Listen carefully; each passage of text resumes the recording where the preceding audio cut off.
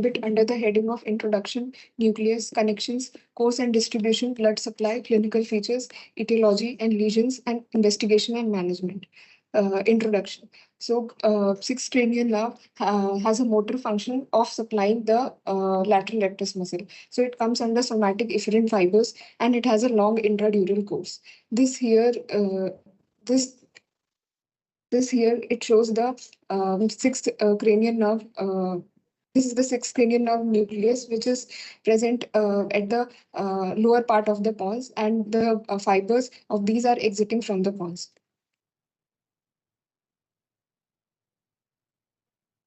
Then comes the nucleus. So the nucleus of the sixth nerve, it is situated in the lower part of the pons.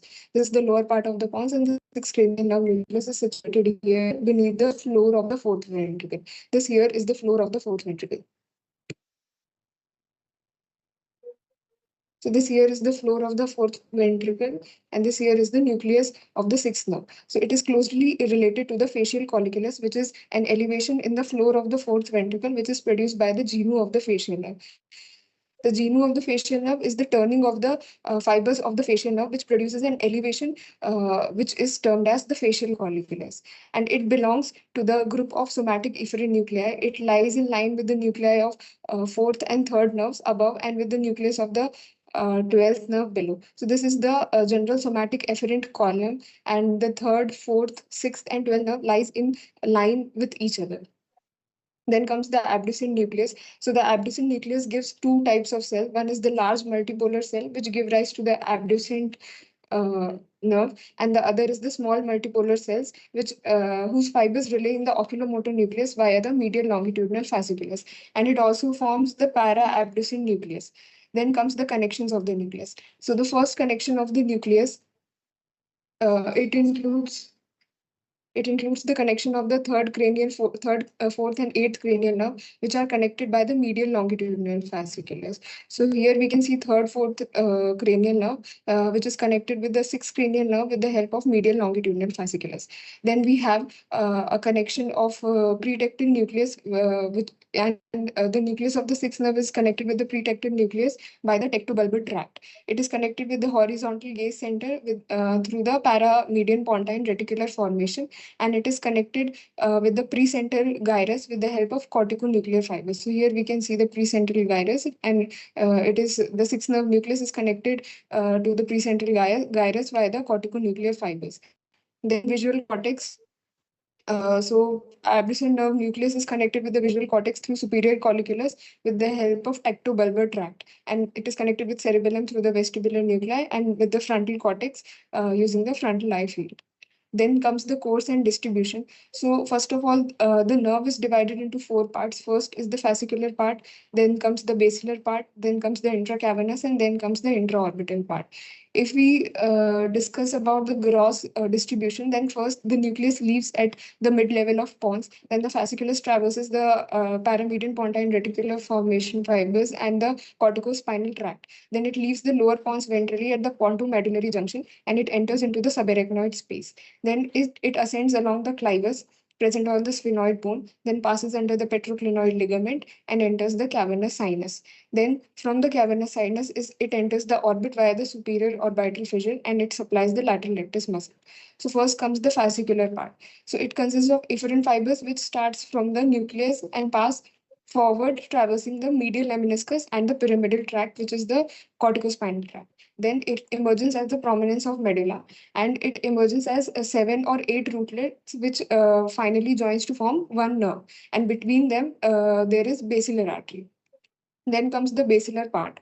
So in the basilar part, the nerve first runs forwards, upwards, and slightly laterally through the cisterna pontis. So this here is the cisterna pontis. If we talk about the basilar nerve, it is running from the it is leaving the pontomedullary junction, and it finally runs forwards and upwards, and it comes in the subarachnoid space. The subarachnoid space filled with CSF is the cisterna pontis, which is present between the pons and the occipital bone. Then at the sharper border of the petrous bone, then from here at the sharper border of the petrous bone, the nerve finally bends forward at right angle and under the petrosphenoidal ligament, the groovus ligament, to enter the Doral's canal. So basically, Doral's canal is a short fibro-osseous tunnel at the base of the skull that transmit the abducens nerve from the posterior cranial fossa into the cavernous sinus. If we talk about its roof, it is made up of petrosphenoid ligament. The floor is made up of petrous apex of the temporal bone. Then the anterior opening is present in the cavernous sinus, and the posterior opening is present in the posterior clinoid process, which is present on the sphenoid bone. Then the nerve then run upwards and backwards on the petrous temporal bone near its apex. Just after its emergence, the nerve is crossed by the anterior cerebral artery also. Then comes the intracavernous part. So the nerve runs almost, this is the internal carotid artery marked in the green color. This ring is representing the superior orbital fissure, and this is the sixth nerve. So the nerve enters horizontally forward, occupying a position below and lateral to the internal carotid artery. This internal carotid artery is also surrounded by the sympathetic plexus.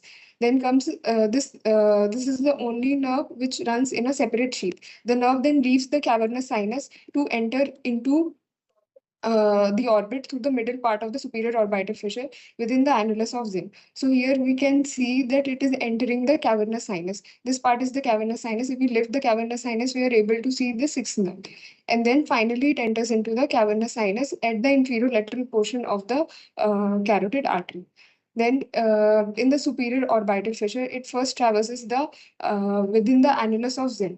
At first, it is below the division of the oculomotor nerve, and then between them and lateral to the nasociliary nerve. So basically, it is present between the superior and inferior branch of the oculomotor nerve. Then comes the intraorbital part. So in the orbit, the nerve runs forward and enters the ocular surface of the lateral rectus muscle just behind its middle portion after dividing into 3 or 4 branches. So the lateral rectus can and the muscle has 2 surfaces. One is the ocular surface and the other is the orbital surface. Ocular surface is the surface which is in front of the sclera, and the orbital surface is the surface which is in front of the bone. So the lateral rectus muscle enters the lateral, so the abducent nerve, it supplies the lateral rectus muscle through the ocular surface.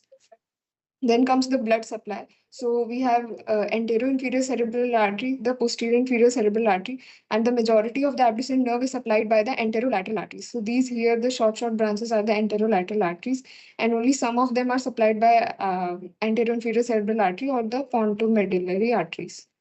Then comes the clinical features. So in the clinical features, because of lateral rectus palsy, there is limitation of abduction, esotropia in the primary position, uncrossed horizontal diplopia, which increase towards the paralyzed side. Then we have a slight face turn towards the side of the diplopia. Then comes the etiology of the abducent nerve palsy. So in pediatric age group, there are 2 types of etiology. One is congenital and the other is acquired. So in congenital, we have hydrocephalus and cerebral palsy. And in the acquired part, we have neoplasm, trauma, inflammation, idiopathic reasons. So in the neoplasm, it could be pontine hemorrhage or brainstem glioma. Then comes the etiology in adults. It could be idiopathic, vasculopathic, and trauma. So vasculopathic, the ischemia being the most common cause of lateral rectus palsy in adults. And the less common etiology are the multiple sclerosis. तो multiple sclerosis में medial longitudinal fasciculus चला जाता है, इसकी वजह से lateral rectus palsy मिल सकती है. Then comes increased intracranial pressure. तो अगर intracranial pressure increase होगा तो जिस पार्ट पे नर्व एक शार्प टर्न ले रही थी ओवर द पेट्रस एपिक्स, वो इम्पिंज करने लगेगी और उसकी वजह से लैटरल रेक्टस पाल्सी मिलेगी. Then come sarcoidosis. सार्कोइडोसिस एक ऑटो इम्यून डिसऑर्डर है, तो वो कई बार नर्वस सिस्टम को इन्वॉल्व करती है. बेसिकली जो बेसल पार्ट है ऑफ ब्रेन है, जो हमारा पॉन्स और मेडुला है, उसको इन्वॉल्व करती है. तो उसके इन्वॉल्वमेंट की वजह से हमको लैटरल रेक्टस पाल्सी मिल सकती है. Then comes lumbar puncture. तो लंबर पंक्चर से ऐसे हो सकता है कि जब नर्व सिस्टर्ना पॉन्टिस में एंटर करी थी. सिस्टर्ना पॉन्टिस बेसिकली एक कैविटी होती है जो सब एरेक्नॉइड स्पेस में मिलती है, जिसमें सीएसएफ भरा होता है. जब हम लंबर पंक्चर करके सीएसएफ विड्रॉ करते हैं, एक इंट्राक्रेनियल हाइपोटेंशन जनरेट होता है, जिसकी वजह से पूरा जो ब्रेन स्टेम का जो सिस्टम है इंक्लूडिंग द नर्व, वो थोड़ा सा नीचे की तरफ शिफ्ट हो जाता है. तो उसकी वजह से वापस से इम्पिंजिंग हो सकती है नर्व की over the petrous bone. Then comes myasthenia gravis. तो माइस्थीनिया ग्रेविस में नर्व तो अफेक्ट नहीं होती, बट जो न्यूरोमस्कुलर जंक्शन है between the nerve and the muscle वो अफेक्ट हो सकता है, क्योंकि इसमें एसिटाइल कोलिन रिसेप्टर्स के अगेंस्ट एंटीबॉडीज बनती है, तो उसकी वजह से हमको लैटरल रेक्टस पाल्सी मिल सकती है। Then comes giant cell arteritis. तो जायंट सेल आर्टराइटिस भी इन्फ्लेमेशन होता है इंटरनल कैरोटिड आर्टरीज का और अलग अलग वेसल्स का, मेनली तो इंटरनल कैरोटिड आर्टरी का होता है, और इंटरनल कैरोटिड आर्टरी के बहुत पास हमारी ऑक्यूलोमोटर नर्व रन करती है, तो उसकी वजह से लैटरल रेक्टस में भी हमको पाल्सी मिल सकती है। Then comes isolated six cranial nerve palsy. अब हम isolated six cranial nerve palsy इसलिए डिस्कस कर रहे हैं because it is very rare to find any six cranial isolated six cranial nerve palsy, क्योंकि सिक्स cranial nerve जो है वो बहुत क्लोज इन रिलेशन होती है विद द फेशियल नर्व। हमने देखा कि जो फेशियल कॉलिकुलस है वो सराउंड करता है एब्ड्यूसेंट न्यूक्लियस को, तो इसलिए जब भी अगर स्क्रीनियल नर्व का न्यूक्लियस डैमेज होगा, there are very high chances कि फेशियल नर्व भी चली जाए। तो इसलिए बहुत फ्यू रीजंस होते हैं जिसमें हमको isolated six cranial nerve palsy मिलती है।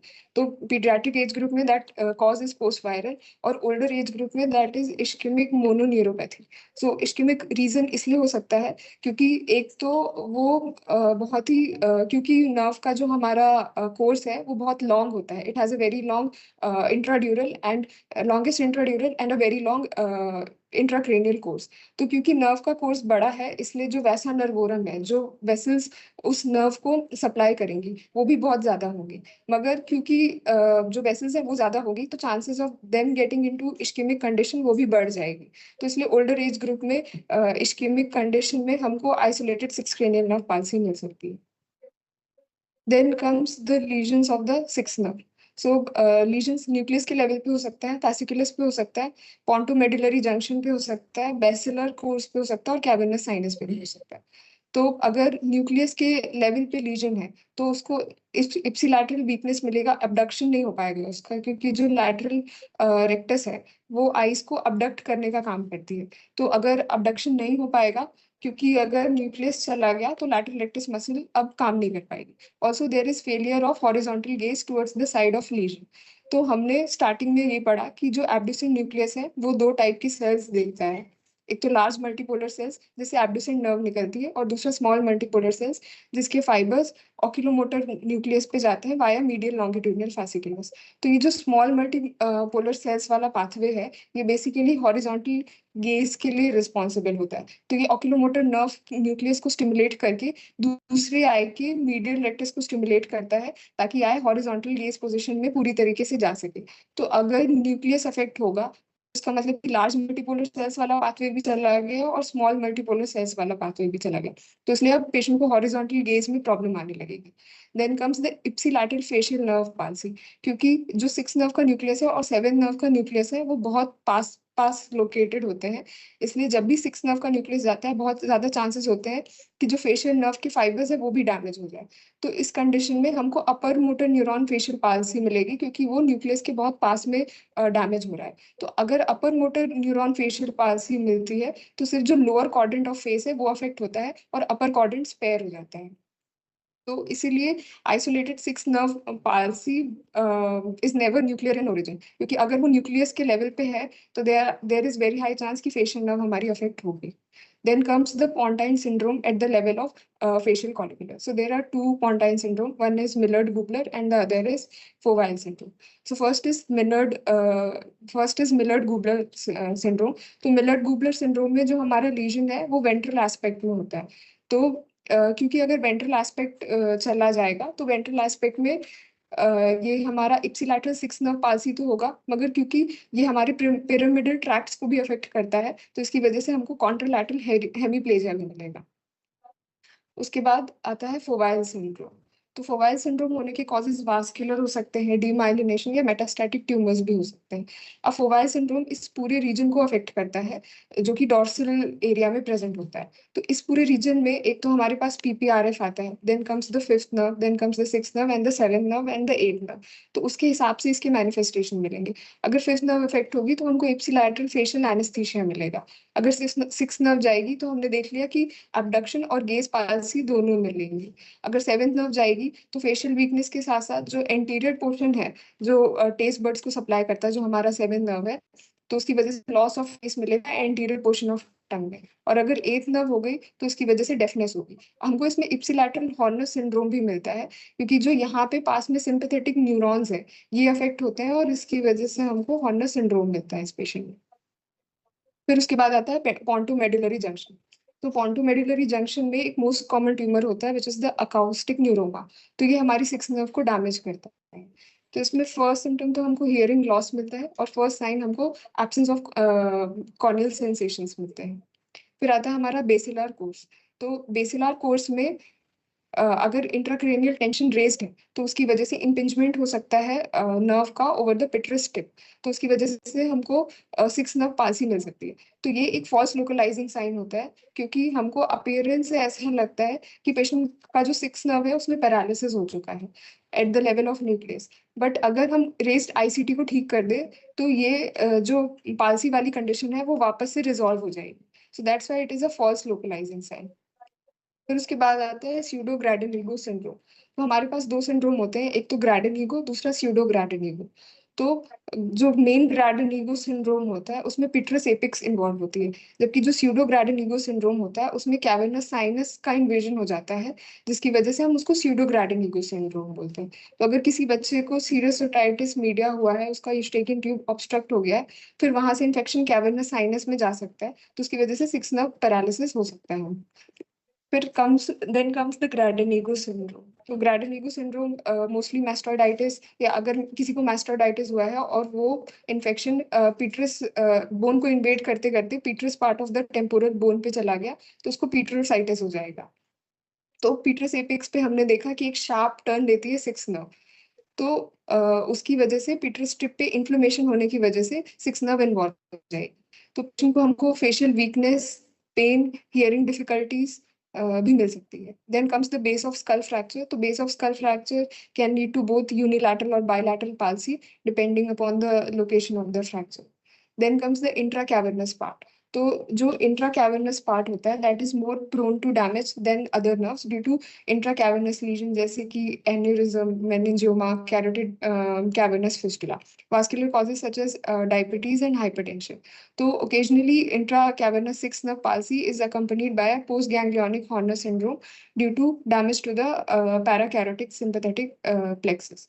तो अगर पोस्ट गैंग्लियोनिक हॉर्नर सिंड्रोम है, तो अगर हमको डिफरेंशिएट करना है पेशेंट को क्लिनिकली कि प्री गैंग्लियोनिक और पोस्ट गैंग्लियोनिक हॉर्नर सिंड्रोम हम कैसे डिफरेंशिएट कर सकते हैं, तो हम उसका एनहाइड्रोसिस से हम डिफरेंशिएट कर सकते हैं, क्योंकि जो स्वेटिंग के फाइबर्स हैं वो पहले ही निकल जाते हैं उसके पोस्ट गैंग्लियन में रिले करने से पहले। इसलिए जो पोस्ट गैंग्लियोनिक हॉर्नर सिंड्रोम का जो पेशेंट रहेगा उसमें स्वेटिंग नहीं मिलेगी, मतलब स्वेटिंग जो है वो इंटैक्ट रहेगी, और प्री गैंग्लियोनिक हॉर्नर सिंड्रोम में स्वेटिंग एब्सेंट रहेगी।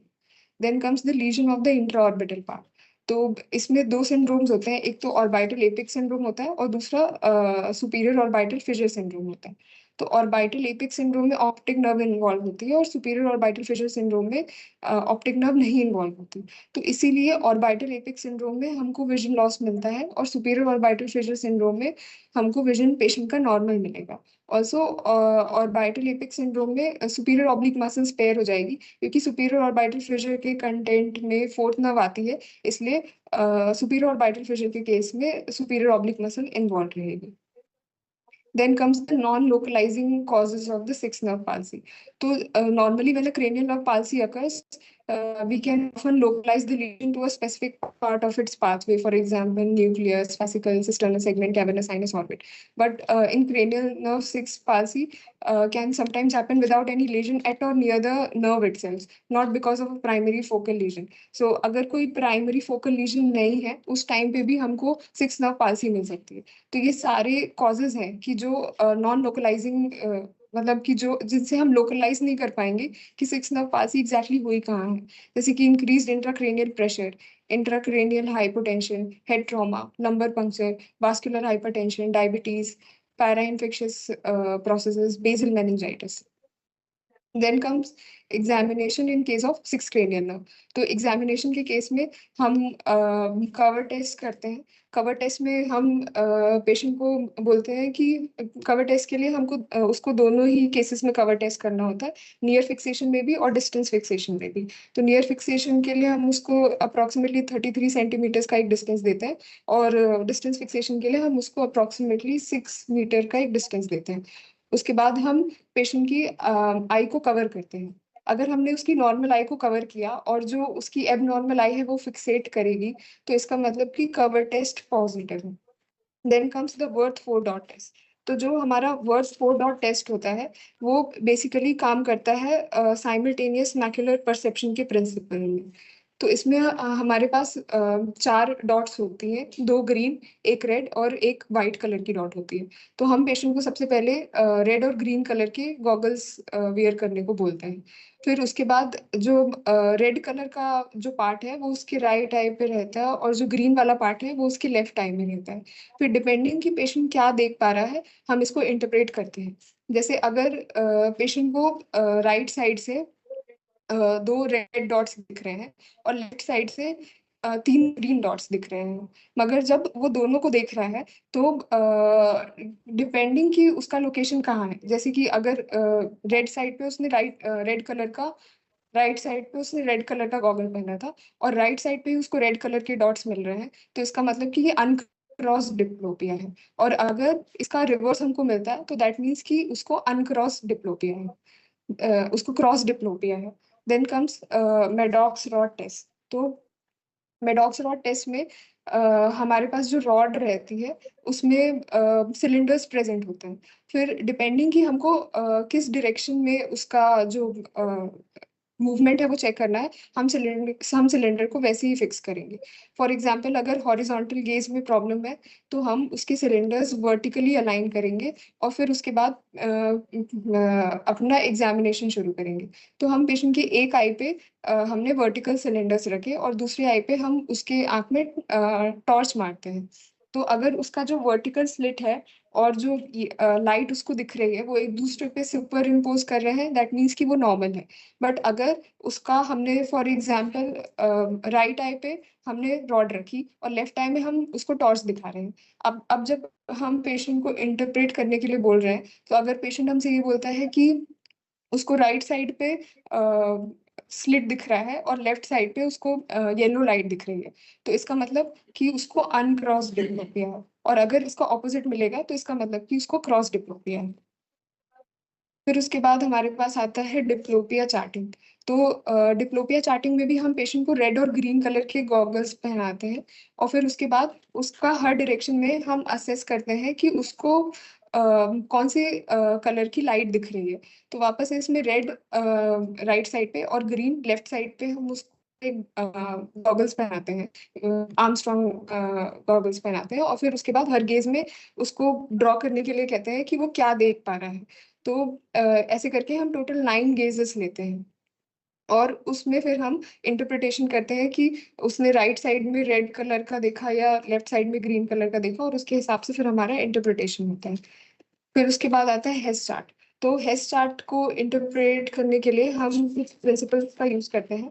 तो हेस चार्ट में हम, अगर कंप्रेशन होता है स्पेस का तो इसका मतलब कि अंडर एक्शन है, अगर एक्सपेंशन हो रहा है इसका मतलब कि ओवर एक्शन है, अगर फील्ड छोटी हो गई है तो वो पैरेटिक मसल को बताती है, और अगर अनअफेक्टेड है या लार्ज फील्ड है तो इसका मतलब कि वो कॉन्ट्रालैटरल मसल को बताती है। तो जैसे अगर इस डायग्राम में हम देखें तो जो हमारी लेफ्ट साइड की जो लैटरल रेक्टस है उसका जो फील्ड है वो छोटा हो गया है, और जो राइट साइड की जो मीडियल रेक्टस वाली जो मसल है उसका जो फील्ड है वो बड़ा हो गया है। तो इसका मतलब कि लेफ्ट साइड वाली तो पैरेटिक मसल है, और जो राइट साइड की मीडियल रेक्टस है वो हमारी ओवर एक्टिंग वो हमारी ओवर एक्टिंग मसल है।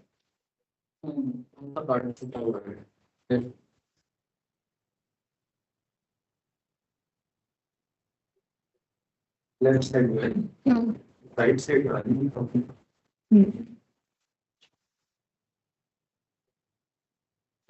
लेफ्ट आई का left side gauge on solver start इस तो राइट हाँ, ये पहले पिक्चर कौन सा ठीक। लेफ्ट साइड में ये छोटा होता हम्म,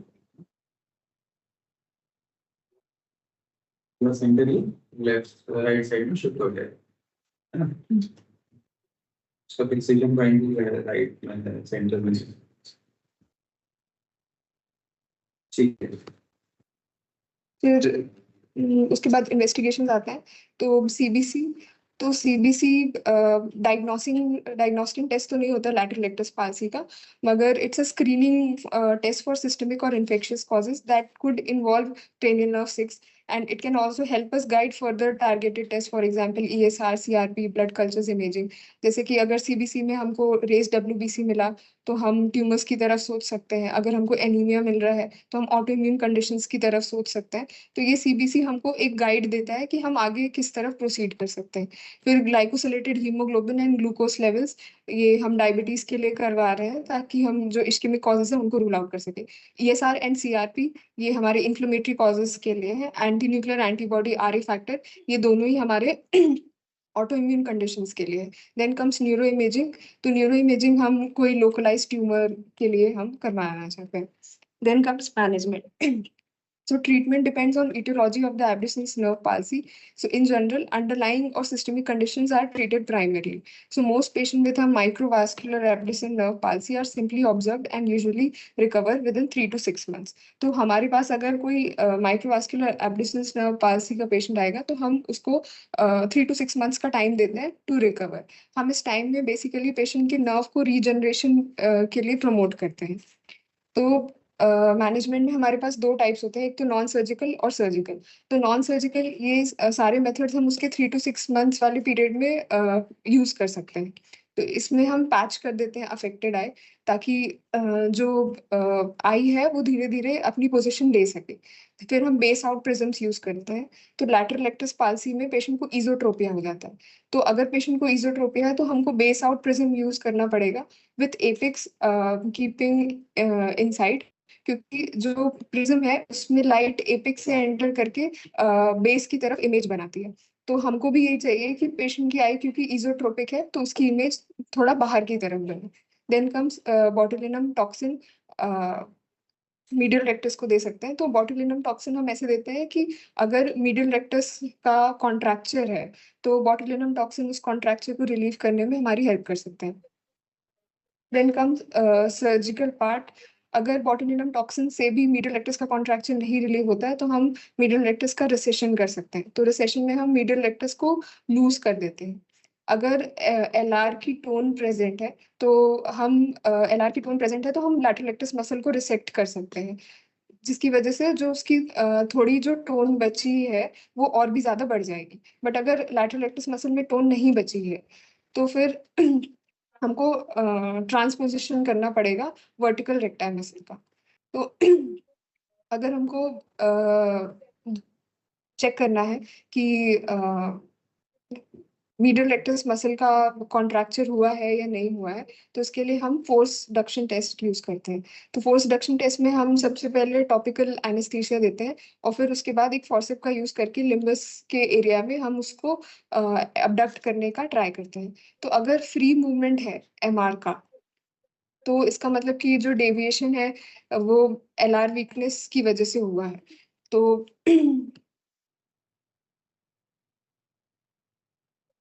अगर उसका फ्री मूवमेंट है तो इसका मतलब कि जो मीडियल रेक्टस मसल है वो कॉन्ट्रैक्ट नहीं हुई है। तो अगर मीडियल रेक्टस मसल कॉन्ट्रैक्ट नहीं हुई है तो उसका मतलब कि जो उसका डेविएशन है वो लैटरल रेक्टस मसल की वीकनेस की वजह से हुआ है। अब अगर हमको फोर्स जनरेशन टेस्ट करना है तो उसके लिए हम कुछ स्प्रिंग लोडेड या फिर कैलिब्रेटेड फोर्सअप का यूज करते हैं। तो उसमें भी हम टॉपिकल एनेस्थीसिया इंजेक्ट करते हैं। फिर उसके बाद कंजक्टाइवा को ग्रास्प करते हैं at the insertion of the lateral rectus muscle. तो अगर उस पेशेंट को हम बोलेंगे कि उस डायरेक्शन में देखिए, अगर हम लैटरल रेक्टस मसल को इम्पिंज कर रहे हैं तो हम पेशेंट को बोलेंगे कि वो लैटरली देखिए। तो अगर पेशेंट अपनी आई उस डायरेक्शन में मूव करता है तो इसका मतलब कि उसके अंदर अभी भी टोन बची हुई है, और अगर पेशेंट नहीं मूव कर पाता तो इसका मतलब कि उसके अंदर टोन नहीं बची हुई है।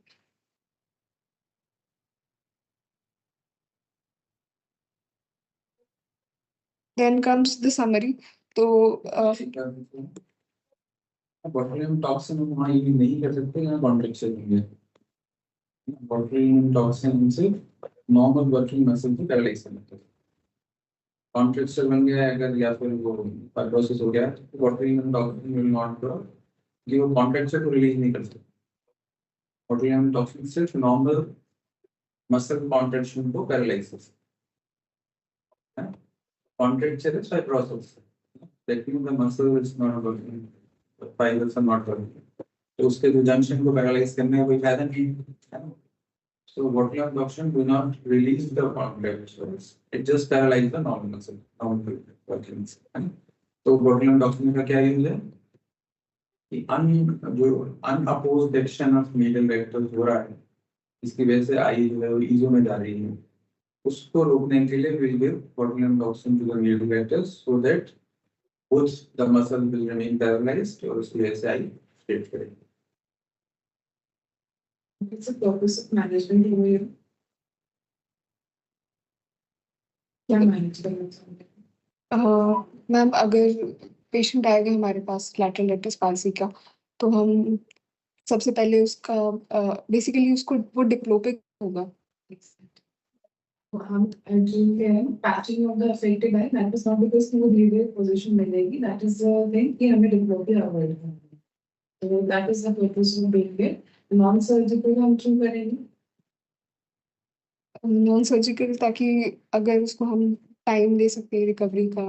Exactly. For the time of recovery, we have to help the patient avoid diplopia and improve the functionality. That is the purpose of your patching कर सकते हैं, विक्स आउट दे सकते हैं, बोटुलिनम नेक्स्ट से कि आपको मीडियल वेक्टर्स को over action को कम करना है।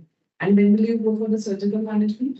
अगर 6 मंथ्स में रिजॉल्व नहीं हुआ या फिर प्रोग्रेशन होने लग गया, तो मीडियल वेक्टर्स से कॉन्ट्रैक्चर क्यों डेवलप होगा when there is LR palsy? क्योंकि मैम अगर लैटरल लेक्टस नहीं काम कर रही है तो फिर मीडियल लेक्टस में ज़्यादा इनर्वेशन मतलब ज़्यादा सप्लाई जाएगा, तो उसकी वजह से मीडियल लेक्टस का ओवर एक्शन होगा।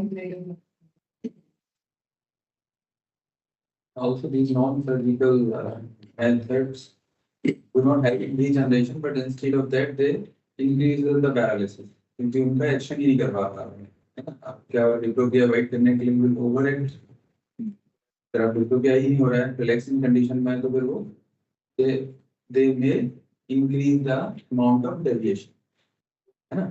So it's again a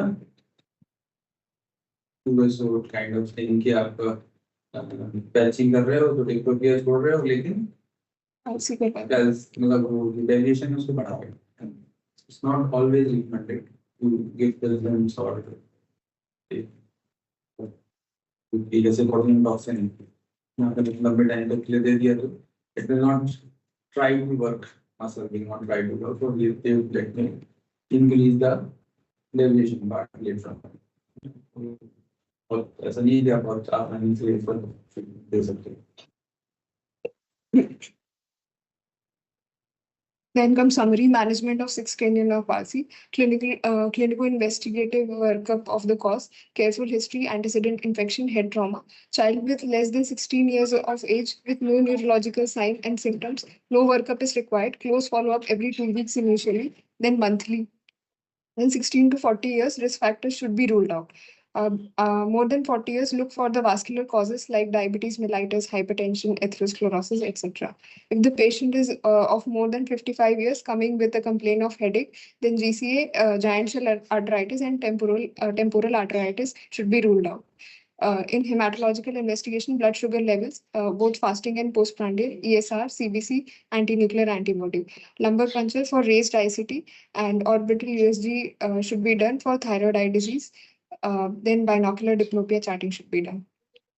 Neuroimaging indication in the presence of multiple cranial nerve palsy and in younger patient without muscular cause with neurophysician consultation. Conservative measures include waiting and watching for 6 to 8 months for self-improvement. Vitamin B complex act as a neurotonic. Systemic steroids fasten the recovery in non-specific inflammation. Prevent diplopia and amblyopia in children and preserve the binocular single vision.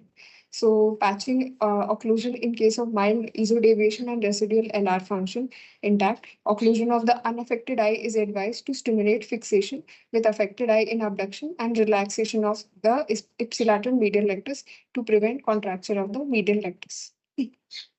Thank you.